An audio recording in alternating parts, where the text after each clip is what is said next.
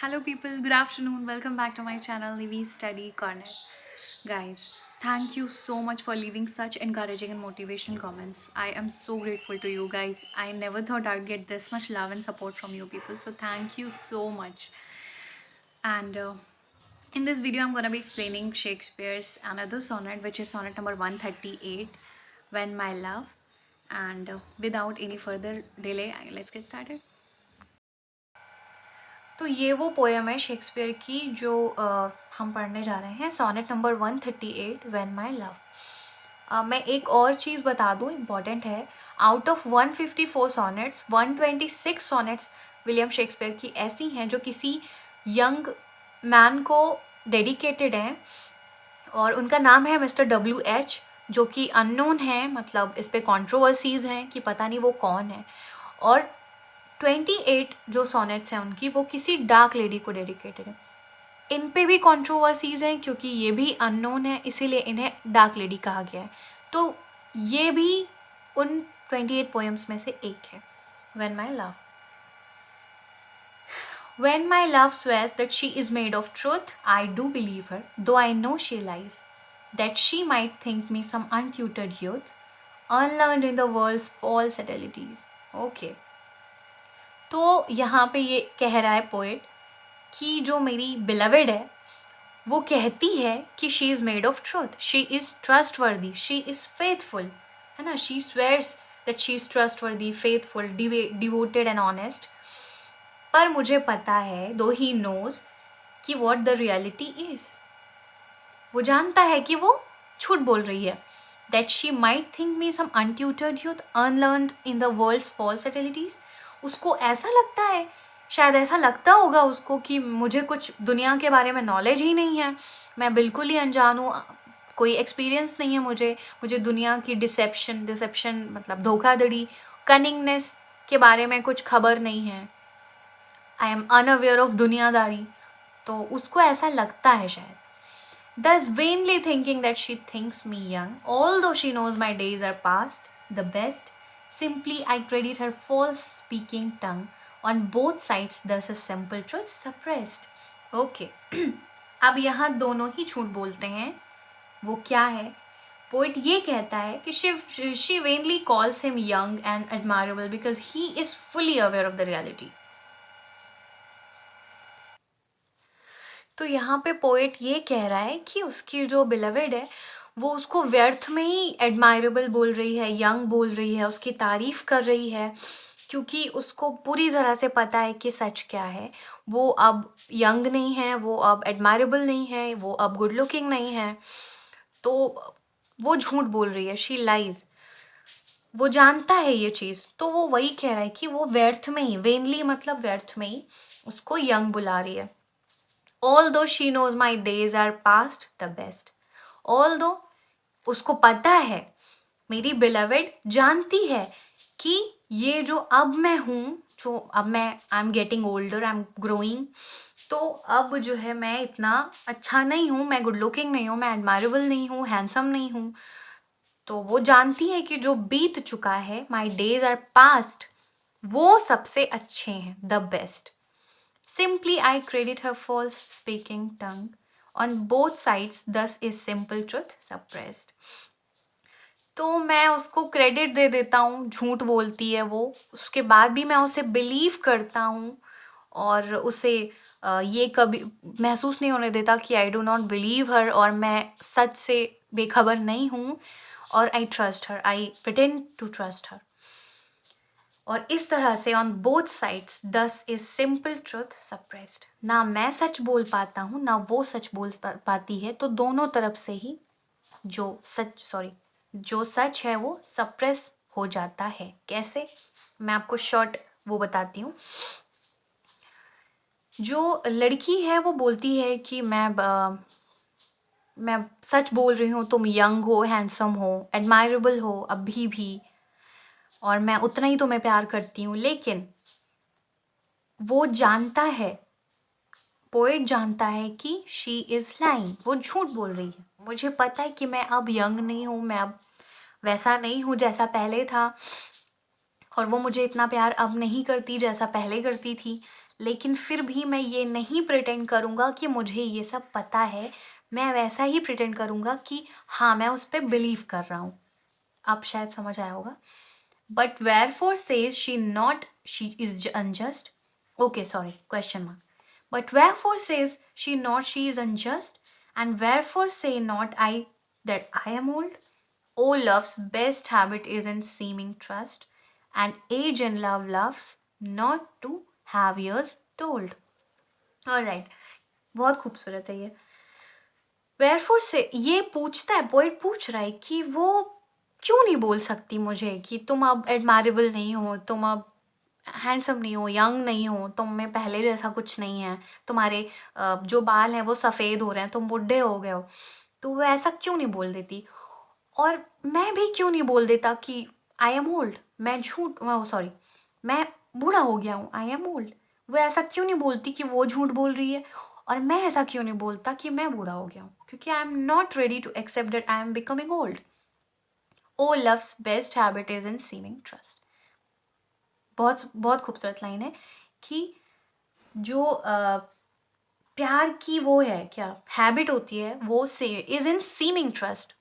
अब seeming trust का मतलब मैं आपको समझाती हूँ कि when two people are in love they are supposed to have an attitude of truthfulness towards each other।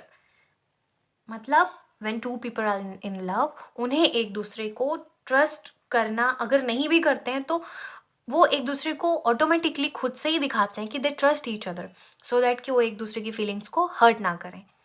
तो ये लाइन बड़ी प्यारी है। O love's best habit is in seeming trust. Okay, and age in love loves not to have years okay. किसी बुढ़े को आप बोलोगे जाके कि अरे यार तुम बुढ़े हो गए हो, अच्छे नहीं दिखते, बाल सफ़ेद हो गए हैं, झुर्रियाँ पड़ गई हैं, उसको अच्छा लगेगा? नहीं लगेगा ना। तो जो ओल्ड लोग होते हैं ना, उनको बिल्कुल भी अच्छा नहीं लगता अगर उन्हें कोई ओल्ड बोले। तो इस लाइन का यही मतलब है कि वो प्यार में वो एज को ना बिल्कुल भी नहीं लाना चाहता कि when I am in love तो मेरी एज को मुझे कोई ना बताओ कि मैं कितना बूढ़ा हो गया हूँ। ओके, कपलेट पे आते हैं। Therefore I lie with her and she with me, and in our faults by lies we flattered be. अब यहाँ पे पन है। पन क्या होता है? प्लेइंग विद वर्ड्स, शब्दों के साथ खेल है। यहाँ पे जो लाई है उसकी दो मीनिंग है, पर उसकी मीनिंग्स डिफरेंट होंगी। अब यहाँ पे ये है कि therefore I lie with her and she with me. Okay, lie का मतलब झूठ बोलना भी होता है और लाई का मतलब सोना भी होता है, लेटना। तो दे मेक लव और शी लाइज, यहाँ पे दो मीनिंग्स एक साथ हैं। अब यहाँ पे देखो कितना आयरनी है। यहाँ पे वो मुझसे झूठ बोलती है, एक तरफ एक अलग क्वालिटी दिखाई गई है और नेक्स्ट मूवमेंट में she is making love with him. ठीक है, and in our faults by lies we flattered be. लेकिन क्या है, अपनी गलतियों में भी हम एक दूसरे को झूठ बोल रहे हैं, हम सब कर रहे हैं, but we are still in love with each other. Okay, so यहाँ पे ये ख़त्म होती हैं 14 लाइन्स की पोएम। मैं एक बार ऐसा शॉर्ट में आपको एक समराइज़ कर देती हूँ इस पूरी पोएम को। जो ये पोएम जो है, this poem is centred upon the relationship of the poet and his lady love, his beloved. Lady love नहीं, बिलवेड लिखना आप लोग एग्ज़ाम में। और वो अननोन है, नोबडी नोज वो कौन है। ये पोएम में क्या है, अनरोमांटिक रिलेशनशिप है कि वो लोग एक दूसरे को झूठ बोल रहे हैं, वो पहले का स्पार्क ख़त्म हो गया है रिलेशनशिप में, इनसिक्योरिटीज़ बढ़ गई हैं कि अगर मैं उसको बोल दूँगी कि ये बूढ़ा दिख रहा है तो अच्छा नहीं लगेगा इसको। और ग्रोइंग ओल्डर, बुढ़ापे में इंसान थोड़ा सा रिस्पॉन्सिबिलिटीज़, सिंसियरिटीज़ उस वाले फेज़ में चला जाता है, तो इतना रोमांटिक नहीं होता है। वो सब मिसिंग है इनकी लाइफ में। तो जो इसकी बिलवेड है, वो she swears that she is trustworthy, faithful, devoted है, ऑनेस्ट है, दो द पोएट नोज कि रियलिटी क्या है, that she is telling a lie to console his feelings, and instead of reacting he listens to her seriously. वो react करने के बजाय उसकी बातों को सीरियसली सुनता है, और फिर उसके बाद ये भी बोलता है कि वो व्यर्थ में ही उसको she calls him young and admirable because क्योंकि वो तो जानता है ना, इज फुली अवेयर कि वो कितना यंग और कितना एडमायरेबल है। पूछता है वो इतनी अनजस्ट क्यों है, अनजस्ट मतलब अन्यायी क्यों है, झूठ क्यों बोलती है, और मैं भी क्यों नहीं एक्सेप्ट करता कि मैं ओल्ड हूँ, मैं उसके सामने क्यों नहीं एक्सप्रेस कर देता, बोल देता, why are we lying to each other. तो उसके बाद नेक्स्ट ही लाइन में उसका सॉल्यूशन बोलता है, क्यों, because when two people are in love, उन्हें एक दूसरे को ट्रस्ट दिखाना पड़ता है, दिखाते हैं वो, therefore I lie with her and she with me, फिर वो मुझसे झूठ बोलती है, मैं उससे झूठ बोलता हूँ, पर still we love each other. ठीक है, तो ये इसका पूरा समरी है, और मैं आपको वो बताती हूँ इसका क्रिटिकल अप्रिसिएशन कैसे करना है। पहली चीज़ तो ये सोनेट है, और ये सोनेट कैसे है। पहली चीज़ तो ये 14 लाइन की है।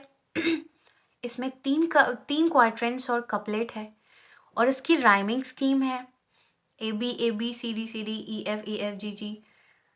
और उसके बाद ये है कि इस पोयम के शुरुआती लाइनों में उसने प्रॉब्लम को स्टैब्लिश किया है, और एंड तक आते आते खुद से ही उस प्रॉब्लम को रिसॉल्व कर दिया है। देखिए यहाँ पे कितने सवाल पूछे हैं इसने।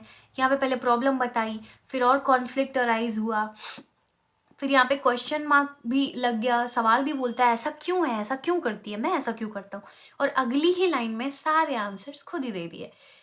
आंसर्स देने के बाद अब यहाँ पे जो मेन जो कंटेंट, थॉट कंटेंट है पोएम का, वो आ जाता है कि वो मुझसे झूठ बोलती है, मैं उससे झूठ बोलता हूँ, बट वी मेक लव।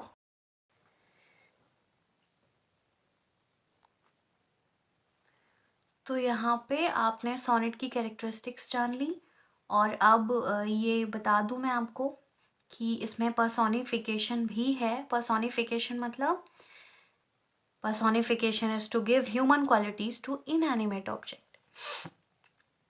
जो चीज़ें जैसे नॉन लिविंग थिंग्स होती हैं, उनको आप प्रिटेंड करो कि वो इंसान है, वो आपको सुन रही हैं। जैसे मैं आपको एक एग्जांपल देती हूँ, थोड़ा पर्सनल है। मेरे बाबा थे, ही इज़ नो मोर, वो ना अपनी चप्पल को भी गाली देते थे, एज इफ़ वो सुन रही हो, उसको इस तरह से गाली देते थे। तो यहाँ पे पर्सोनिफिकेशन है। पर्सोनिफिकेशन किस लाइन में है? And age in love loves not to have years told. इस लाइन में वो प्यार की एज को बोल रहा है। प्यार की भी कोई एज होती है, मतलब एज इफ वो प्यार कोई जिंदा इंसान, कोई ह्यूमन बीइंग हो। तो यहाँ पे पर्सोनिफिकेशन है ना, एक नॉन लिविंग थिंग को ह्यूमन मतलब लिविंग थिंग की तरह समझ के उसे वो किया जा रहा है, ड्रेस किया जा रहा है। ठीक है, तो इसमें ये हो गया पंस। मैंने आपको पहले बताया था, ये लाए वाला जो यहाँ पे है कि सेम साउंड होगा, और लेकिन मीनिंग्स उसकी डिफरेंट होंगी। जैसे लाए और लाए में डिफरेंस यहाँ पे ये है कि एक लाए झूठ वाला लाए है, और एक लाए सोने वाला लाए है। ठीक है, तो ये आपका सोनेट ख़त्म हुआ यहाँ पे।